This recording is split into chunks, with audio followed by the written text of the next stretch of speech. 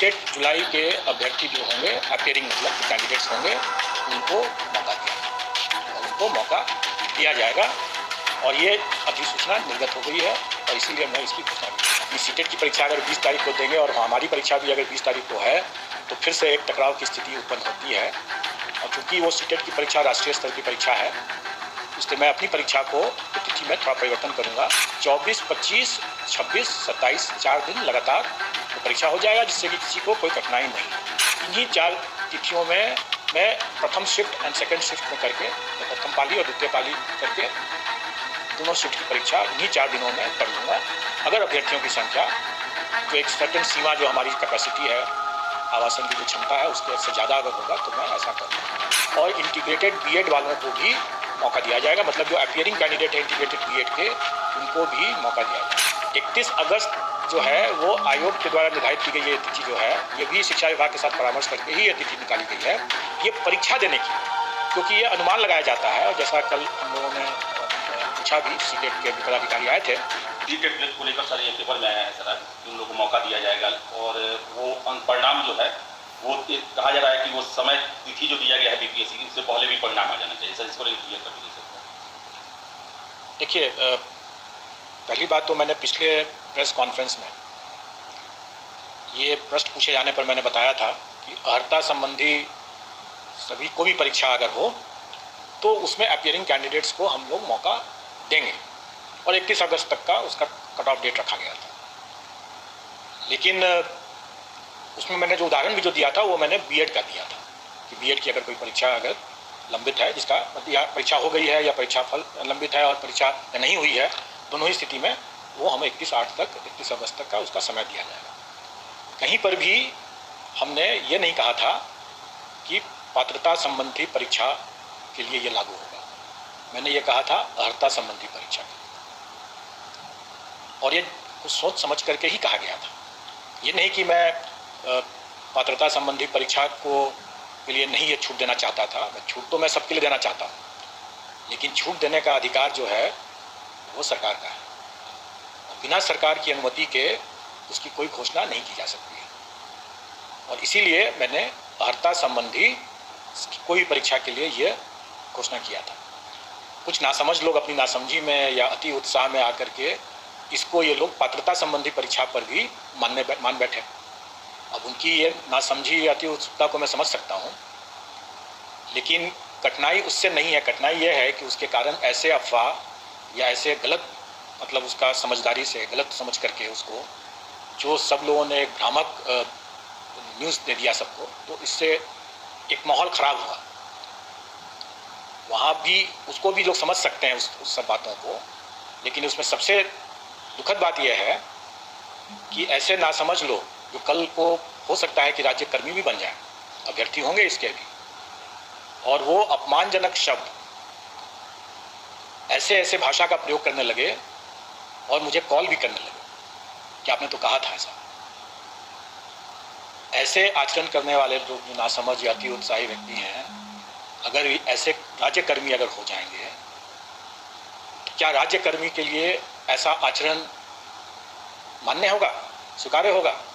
नहीं स्वीकार्य होगा। तो ऐसे अगर राज्यकर्मी अगर होते जो इस तरह का आचरण संवैधानिक संस्था के ऊपर, संवैधानिक पदाधिकारियों के ऊपर इस तरह का आरोप, गलत आरोप और अपमानजनक शब्दों का प्रयोग करना, उनसे जवाब सवाल करना गलत समझ करके, अपनी नासमझी में करके ऐसा मिसकंडक्ट जो करते हैं कोई सरकारी कर्मचारी, तो उनको उनकी बर्खास्तगी भी हो सकती है। तो क्या अगर राज्यकर्मी को की अगर बर्खास्तगी हो सकती है ऐसे मामलों में, तो क्या अभ्यर्थी के ऊपर कार्रवाई नहीं हो सकती है या नहीं होनी चाहिए?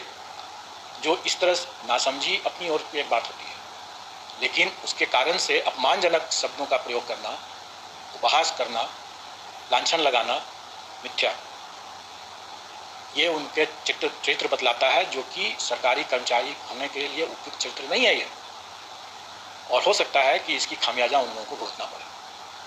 जो ऐसे जो नासमझ लोग अपने अति उत्साह में आ करके अनाप शनाप इस तरह की बात किए हैं, ये तो मैंने अपने उस पिछले पीसी के बारे में बताया, उसके संदर्भ में कि मैंने अर्हता संबंधी घोषणा किया था, अर्हता संबंधी परीक्षा के लिए, पात्रता संबंधी परीक्षा के लिए नहीं।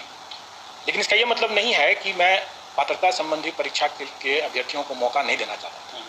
मौका जरूर देना चाहता था, लेकिन उसका निर्णय राज्य सरकार को ही करना था, और जब तक राज्य सरकार उसकी घोषणा नहीं कर देती है तब तक उसको ऐसा मौका मेरे स्तर से देना संभव नहीं है।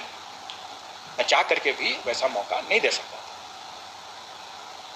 कल हमारी बैठक शिक्षा विभाग के अपर मुख्य सचिव पाठक जी आए थे और उनके पदाधिकारी टीम भी आई हुई थी, और हम लोगों ने यहाँ पर आयोग में बैठक करके और सर्वसम्मति से ये निर्णय लिया कि सीटेट जुलाई के अभ्यर्थी जो होंगे, अपीयरिंग मतलब जो कैंडिडेट्स होंगे, उनको मौका दिया जाए और उनको मौका दिया जाएगा।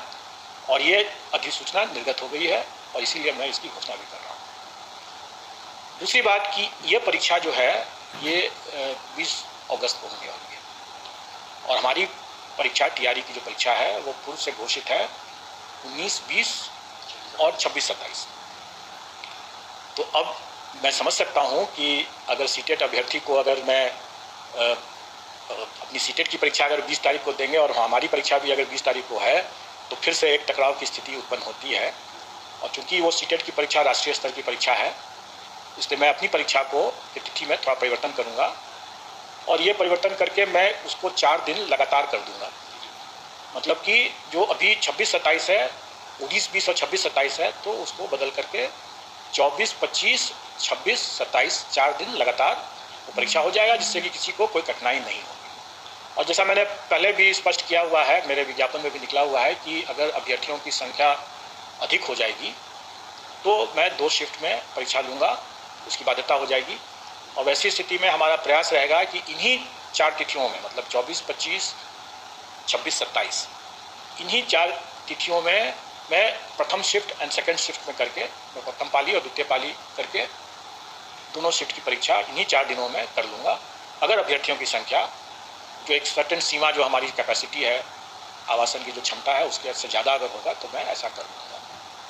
इसके अतिरिक्त और भी लोगों की जो थी मांग थी अभ्यर्थियों की, उन पर भी कुछ बिंदुओं पर हुआ है, जिसमें सबसे महत्वपूर्ण एक बिंदु यह है कि इंटीग्रेटेड बीएड के अभ्यर्थी जो होंगे, बीएड के अभ्यर्थियों के लिए तो हम लोगों ने पहले भी वो दे रखा था। इंटीग्रेटेड बीएड में चूंकि बीएड के साथ साथ उनका ग्रेजुएशन की डिग्री भी दोनों एक साथ मिलेगा, और पूर्व में ग्रेजुएशन की डिग्री पर शिक्षा विभाग की तरफ से उसकी कोई मतलब क्लैरिटी नहीं आया था, इसलिए वो मामला रुका हुआ था।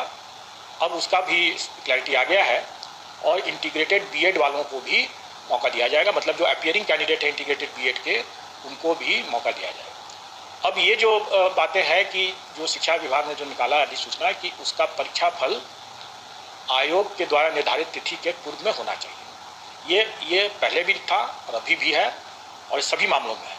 लेकिन इसका ये मतलब नहीं है कि आयोग के द्वारा निर्धारित तिथि 31 अगस्त परीक्षा फल के लिए नहीं है।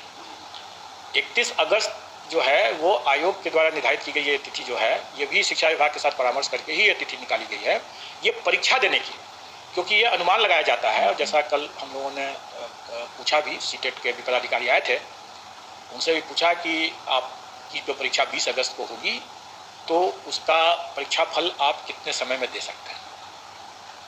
तो उन्होंने बताया, अपना एक समय बताया, तो हमने देखा है कि हमारा भी परीक्षा फल जो है वो उसी के आसपास या उसके बाद ही आएगा, उसके पहले नहीं आएगा। इसलिए हम लोग 31 अगस्त का जो डेट रखे हुए हैं वो परीक्षा में अपीयर होने का डेट है। तो सीटेट के परीक्षार्थी जो 20 अगस्त को जो परीक्षा देंगे वो आराम से दे सकते हैं, और टीआरई की परीक्षा भी वो 24, 25, 26, 27 को दे सकते हैं। और मुझे उम्मीद है कि उनका परीक्षा फल जो हमारे अपनी परीक्षा फल आने के पहले वो आ चुका रहेगा, इसलिए उनको उस कट ऑफ तिथि से उनको घबराने की ज़रूरत नहीं है, क्योंकि उसका निर्धारण अभी हुआ भी नहीं है। और वो मैं तब करूँगा जब मेरा अपना परीक्षा फल जब तैयार हो जाएगा, तभी हो पाएगा वो। उसके पहले उनका आ जाना चाहिए।